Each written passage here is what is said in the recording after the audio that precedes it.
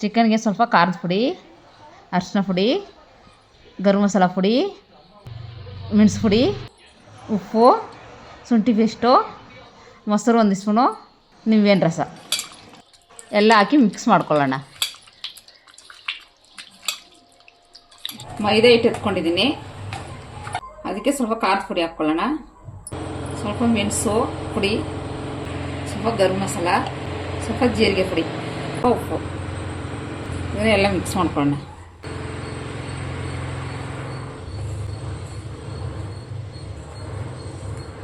ಹುಡುಗಿದ್ವಲ್ಲ ಇದನ್ನ ಇದರೊಳಗಡೆ ಹಾಕ್ಕೊಳ್ಳೋಣ.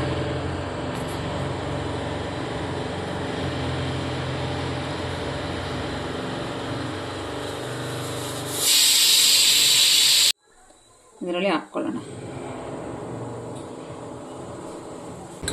ನೀರೆಲ್ಲ ಎತ್ಬಿಟ್ಟು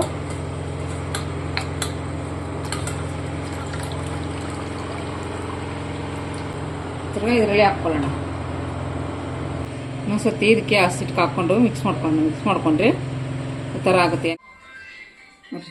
ಮಿಕ್ಸ್ ಮಾಡಿಬಿಡಿದ್ವಲ್ಲ, ಇವಾಗ ಹಾಕ್ತಾ ಇದ್ದೀನಿ. ಎಣ್ಣೆ ಕಾಯ್ದೈತೆ.